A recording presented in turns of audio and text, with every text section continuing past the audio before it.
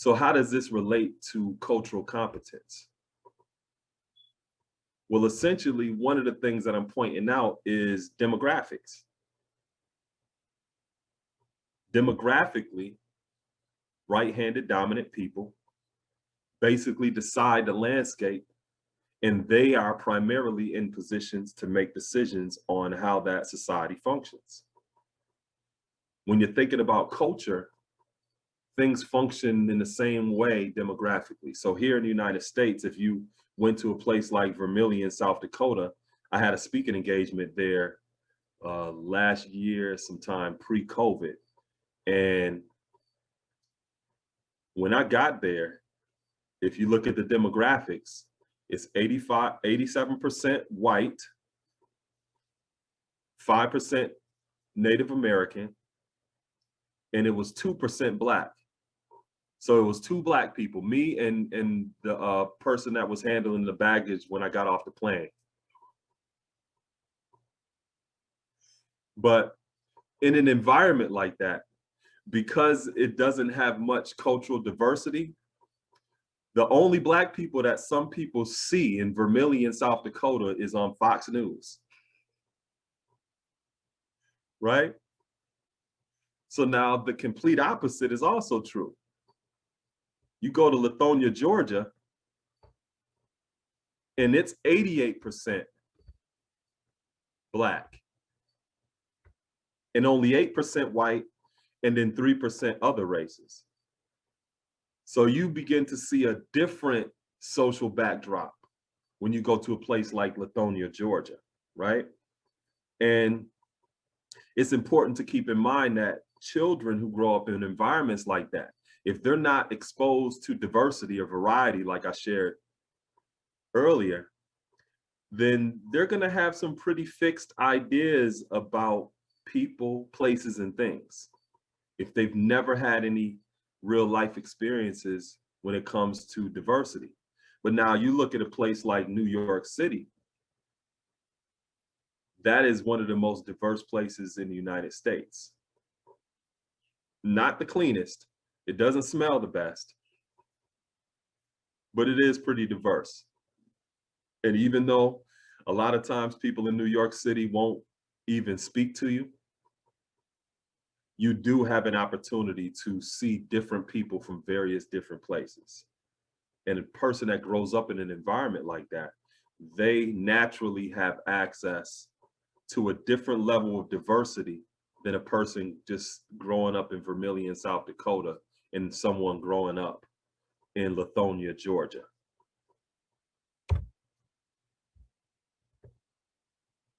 You also have something similar to this where you're at over on the Canadian side.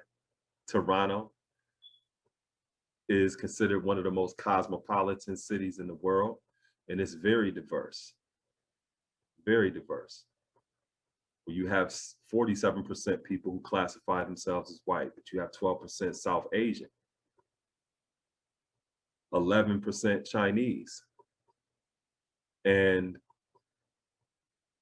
if you went to some places in the United States that didn't have this level of diversity, where there are clear distinctions between people who, if you put under the umbrella and said they were Asian, a lot of people that may grow up in some communities in the United States, they may not know the difference between someone who is from the Philippines, from someone that may be from Japan, and someone else that may be from another place in Asia. But growing up in an environment like Toronto, children naturally learn the various different distinctions culturally and ethnically in terms of the people who they grow up around. And that's the benefit of living in an environment like that. But then if you go to another place like Burnaby, that has some diversity there. But as a person who's defined as Black, there's only 2 of us there too, right? It's only 2% of us that's living in that environment. So we may not readily see different examples of ourselves as well in an environment like that. And then Chatham, Kent, that's also an environment where you have 92% people who classify themselves as white, and then you only have like a 2% indigenous population, right? So demographics play a huge role in setting not only our cognitive trajectory, but also our cultural experience and our worldview. And the less diversity that we have access to, we also have less of an ability or opportunity to learn things, not only about other people, but also to learn things about ourselves. So why is it important? And what is the cultural and social economic impact of diversity? Well, number one, we become more conscious of different worldviews and better understand those whom we coexist with. I'm an educator, so I've been working with youth for the last 20 years, from preschool all the way up to college age. Currently, I teach 6th grade at an elementary school here in the city of Niagara Falls. And the school that I teach at, it's not as diverse as the type of schools that I know about that's on the Canadian side. So because of that, I have to be very creative with ways to introduce my students to diversity and culture, simply because it's not readily available around them. So it's not like there's a child in our classroom that comes from China or a child that comes from Punjab. I have to take the initiative to introduce my students to resources so that they can actually learn about various different perspectives, because it's not around them at all. And that's a disadvantage when it comes to different schools and being in different environments where you don't have the diversity of culture growing up around you. So when you are exposed to diversity, you become more conscious of different worldviews, and you're able to better understand people that you actually coexist with, meaning you also gain access to what they see as important, what their perspectives are about family, about child rearing, diet. You know, you learn about a lot of those various different things. So that's why I also say that one of the impacts of diversity is that you gain access to shared principles, values, and customs that can potentially enrich our own culture and enhance our quality of life. I mean, one thing that I've noticed about going different places that don't have as much diversity is they don't have that infusion of culture that actually enriches the culture that they actually have. Meaning, sometimes the food is bland. You're not able to hear different music or other different aspects of the society that is reflected in the diversity of the people who live in different communities. You don't have access to anything like that. And then at the same time, you also don't learn about the ways that people do things that could be a benefit to you. So for example, when you look at some societies may be traditionally more holistic, and they may have more of an understanding of using different type of plants because they maybe have more of a plant-based diet in terms of healing practices, or even various different techniques that can help you optimize your own health and wellness. You can learn that from the different ways that people have that are from different places. But if you're cut off and you don't have a connection to different people, then just in terms of your vitality, you may be cutting yourself off from potential remedies, processes, or procedures that can literally enrich you and your family's life. Also, we learn to better navigate cross-cultural encounters. So we know how to interact with people. And in other words, we learn what respect is and what disrespect means. Respect essentially means to look again. And I remember one time I was in school and I was talking to one of my students, and they were sharing a personal story with me about their parents. And it wasn't a very healthy perspective that they had about their parents. And I stopped the student from telling me that story, which to me was disrespectful. It wasn't honoring his parents, even if, he was like many of us who didn't like what our parents may have done. That's not necessarily something that you should be sharing with the public, right? And I had to stop him and I had to redirect him and let him know, I know that, you may feel this way about your parents, but by you sharing that part of you publicly, a lot of times you're communicating to other people how they can treat you. Because if you don't have honor and respect for your own family, then how do you expect people to have honor and respect for you? So essentially, you're teaching people how to treat you, right? So in terms of navigating cross-cultural encounters, because I'm a little older, I'm from a different generation, I was teaching him the tools of how to navigate those type of encounters, just in case he comes in contact with someone else that shares the same type of perspective that I have concerning your parents, concerning your family, and what it means to have mutual respect, and how you can sometimes disrespect someone and not even know that you disrespected them. Because a lot of times people may not tell you that what you said or what you did offended them. The way that they may show you that is if they're in a position of power or influence and they have access to certain resources that you actually need, they may simply not make those resources available to you. And sometimes you may be wondering why, they're withholding resources from you. And it may have been something that you did. The irony of what I'm sharing with you right now is people of African descent or Black people in America have been treated that way. And we have done nothing to the dominant society, but have a certain complexion, right? It's crazy.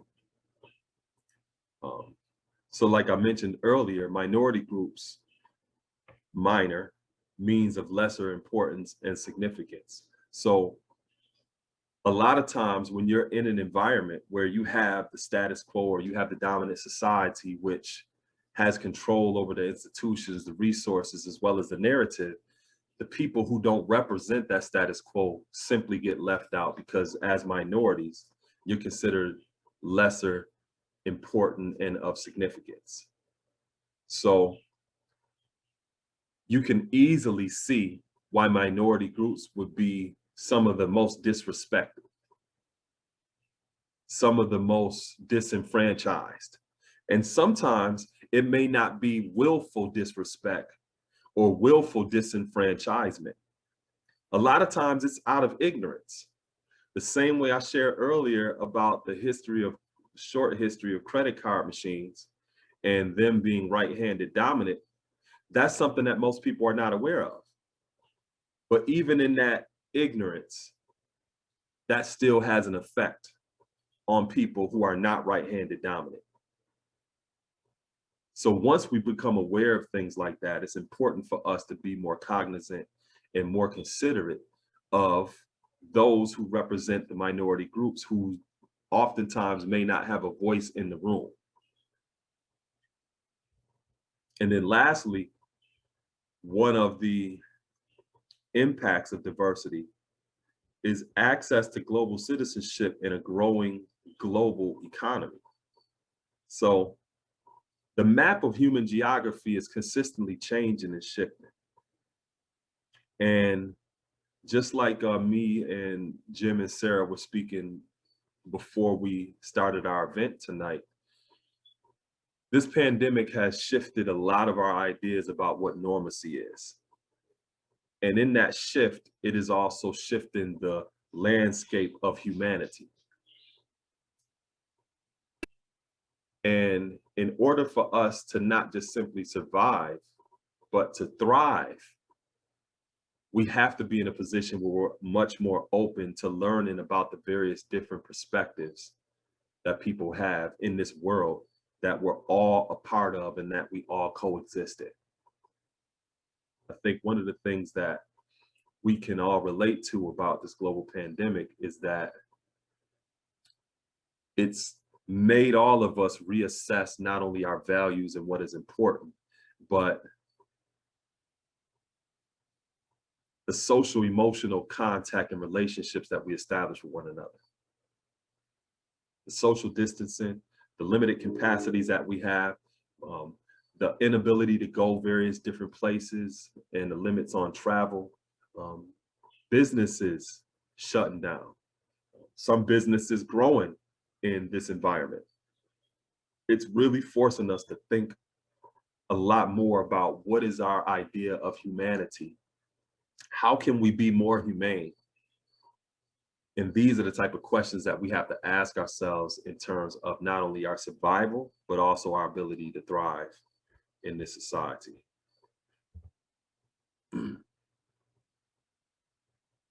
So learning about diversity and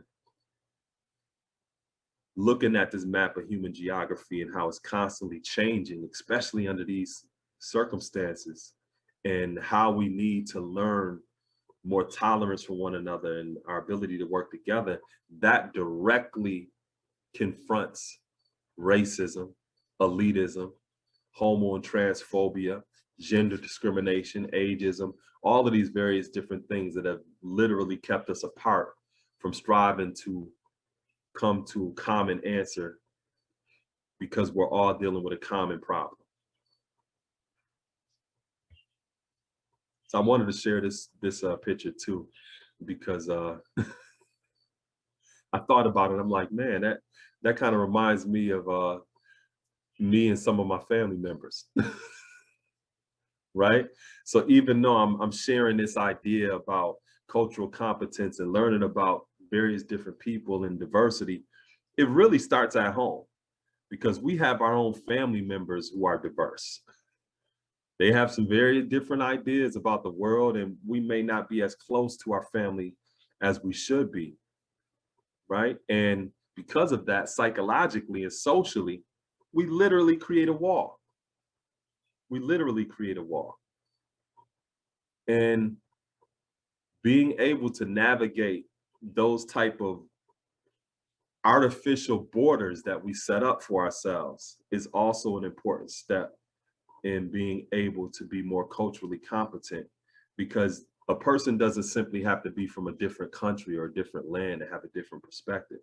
They can just be a person in our own family that shares a different cultural perspective or view of the world. But the same sense of engagement, the same willingness and interest to learn about various different perspectives, it really has to start within our own homes. Because if we're not putting forth the effort and we're not interested in learning about our own family and making sure that those relationships are solid, it's going to be much more difficult to be able to create those type of relationships with people who are not family. Because when we were born, we didn't have the option to choose our own family. So whether we like our family or not, we're going to be connected to them for the rest of our lives. So it requires much more consideration, much more skills, patience to be able to maintain those type of relationships that you literally can't walk away from, right? When you're talking about people who may be from different places that you don't have those family bonds that you're not connected to in blood, it may be easier to walk away from something like that.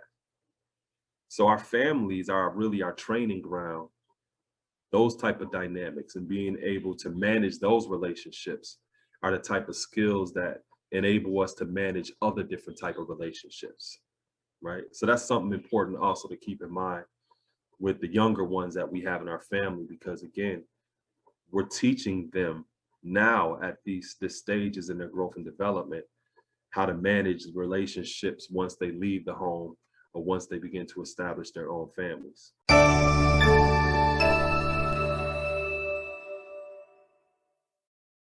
Please support and share with your networks our Atlantis School Renovation Project.